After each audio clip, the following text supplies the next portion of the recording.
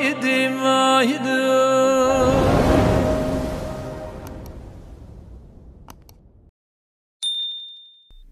chers amis, bonjour à tous et à toutes. Nous nous retrouvons aujourd'hui pour un nouveau partage sur YouTube. Nous sommes aujourd'hui Yom Chamish Yud Bet Tammuz Het Tafshin Pedalet. Jeudi 12 Tammuz 5784. Nous sommes la semaine à Parashat Balak, que nous lirons ce Shabbat. Et nous lirons également Perek Vav, le 6e chapitre de Pirkei Avot, Maxime de Nobert.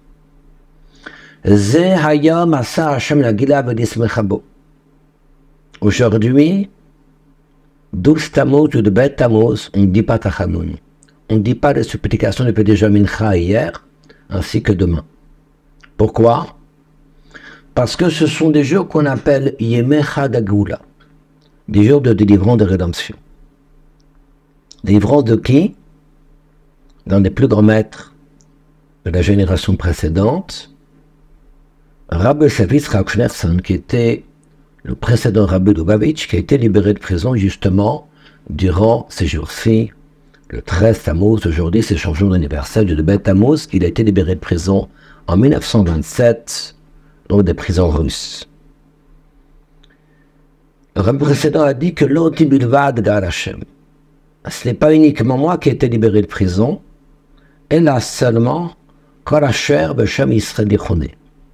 Tout celui qui porte l'appellation Israël, juif, a été libéré aujourd'hui. Pourquoi? Parce que Rabbi Yitzchak, à travers cette libération, à travers ses comportements durant toute cette époque-là, va nous démontrer de manière claire et précise ce qu'on appelle Géon Israël. Géon Israël, ça veut dire notre fierté de nos valeurs. Si nous vivons une société actuellement où la moindre petite difficulté, le moindre insigne antisémite, ou la moindre insulte d'une manière ou d'une autre, entraîne un juif, homme ou femme, à retirer sa kippa, à cacher ses tzitzit, enlever sa mezouza, à changer de nom pour une livraison, à ne plus se considérer, à ne plus exprimer son judaïsme, ce qu'on appelle son Géon Israël, sa fierté d'être juif. Il serait peut-être temps, mes chers amis, de faire un petit point en arrière, un feedback, et de nous rappeler qui était cet homme, Rabbi Yitzchak. Ça serait trop long, notre shiur d'aujourd'hui, pour expliquer qui était cet homme et la manière dont il s'est comporté, et le Géon Yaakov, la fierté qu'il a amenée. Il faut déjà rappeler qu'en 1940, lorsqu'il va arriver aux États-Unis, le tête Adar 9 Adar, en descendant du bateau, il doit clairement dire à Amérique, que l'Amérique n'est pas différente. Elle n'est pas différente de l'Europe. Et également, ici, nous apporterons le judaïsme le plus authentique. Il a été emprisonné plusieurs fois en Russie. Et parmi ces emprisonnements, j'aimerais que nous partagions quelques petites anecdotes. Rabbi Yitzchak va se retrouver dans une cellule avec 3 autres prisonniers. Et voilà que l'un des surveillants qui appelle les prisonniers, premier, viens, prends ton morceau de pain. Il se lève et prend son morceau de pain. Deuxième, viens, prends ton morceau de pain. Troisième, viens, prends ton morceau de pain. Il appelle le 4e. C'était le rabbi. Le rabbi était assis et le rabbi était malade. Le rabbi avait été frappé avec des blessures. Il avait du sang qui coulait. Il ne pouvait pas se lever. Et c'est là que le responsable, le surveillant, lui dit, ici, pour avoir un morceau de pain, il faut d'abord se lever. Sans quoi, tu n'auras rien. Et je ne peux pas me lever, je suis malade. Il a répété une seconde fois. Il me dit, je n'ai pas besoin. Alors, si c'est comme ça, tu n'auras pas de pain. Le rabbi qui répond, je n'ai pas besoin de ce pain. Ce dont j'ai besoin, c'est d'avoir un crayon avec un morceau de feuille, une feuille. Je dois envoyer ici une lettre, un télégramme. Le surveillant qui lui dit, mais tu as déjà envoyé plusieurs télégrammes. Il lui dit, la loi me permet d'envoyer même 100 télégrammes. C'est ce dont j'ai besoin. Et le surveillant qui lui dit, tu ne vas pas nous ennuyer, nous embêter avec ces bêtises. Il lui a dit, le rabbi précédent répond, à ce moment-là, avec force et détermination, si je n'ai pas ce que je veux maintenant, ça veut dire que vous allez contre la loi de ce qu'un prisonnier est en droit de demander, et je vais demander ici à ce que le supérieur soit là, et je prendrai à témoin les hommes qui sont là. Le surveillant qui était agacé, qui allait pratiquement le frapper, et qui finalement décide de lui donner ici son crayon, avec un morceau de papier. Le rabbin précédent dit, je veux avoir mes tfilin et mes sfarim.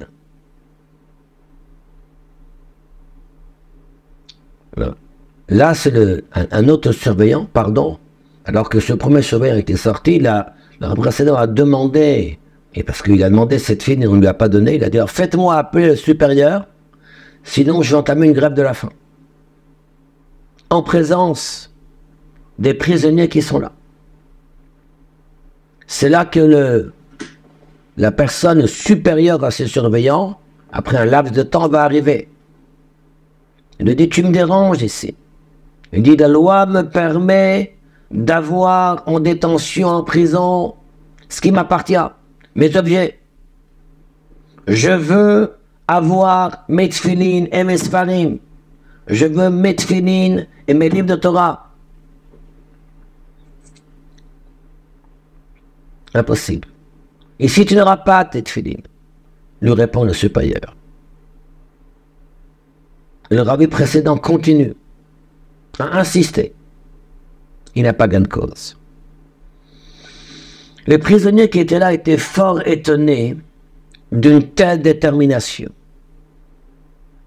Mais Rabbi Yitzhak ne baisse pas les chignes. D'une voix déterminée, il répète encore une fois, je veux mes tfilin et je veux mes sfarim. La loi me le permet. Il n'aura pas gain de cause à l'instant T. Le supérieur de la prison va alors fermer la porte et claquer la porte. C'est là qu'au petit matin, le lendemain, les souffrances de Rabbi Yitzhak sont un petit peu atténuées. Et c'est là qu'il a pu mettre son talit qu'il avait avec lui et qu'il a pu prier avec une si grande force. Un nigun chassidique, un chant chassidique qu'on entendait durant cette tfila, en présence des prisonniers qui étaient là, dont 2 étaient juifs. Et lorsqu'il a terminé ici cette tfila, c'est là qu'il leur a dit maintenant on va étudier un sujet de Torah. Un sujet de Torah simple, à la portée même d'une personne qui a peu de connaissances. Subitement on entend ici la porte qui s'ouvre et qui annonce comme quoi les prisonniers peuvent aller en promenade, alors que le rabbi avait son talit, il a dit toi tu n'as pas besoin d'aller en promenade. Le rabbi a dit non, je n'irai pas en promenade. Il est resté. Et c'est ainsi que le rabbi Yitzhak va passer en prison. Depuis le 15 Sivan 1927 jusqu'au 12 Tammuz, un peu moins d'un mois, dans des conditions les plus atroces. Alors qu'à un moment, il passait, lors de ces interrogatoires, il y avait 2 portes, une porte à droite, une porte à gauche. Une porte à droite, il allait sur un bureau, une porte à gauche, il y avait quelqu'un qui était derrière, avec un pistolet, et qui était prêt à le tirer dessus. Rabbi Yitzhak avance, il décide d'aller à droite. Il aurait été à gauche, la porte s'ouvrait, et quelqu'un le tuait. Et c'est ainsi une détermination la plus grande qui va impressionner les Russes. Même lorsqu'il était au KGB, lorsqu'il était interrogé, il avait encore talit et tfilin, il leur a dit l'heure est arrivée de faire la tfila. Il s'est arrêté en plein interrogatoire, mais il a fait sa tfila en direction, Misra, direction de l'Est. Cela ici quelques bribes.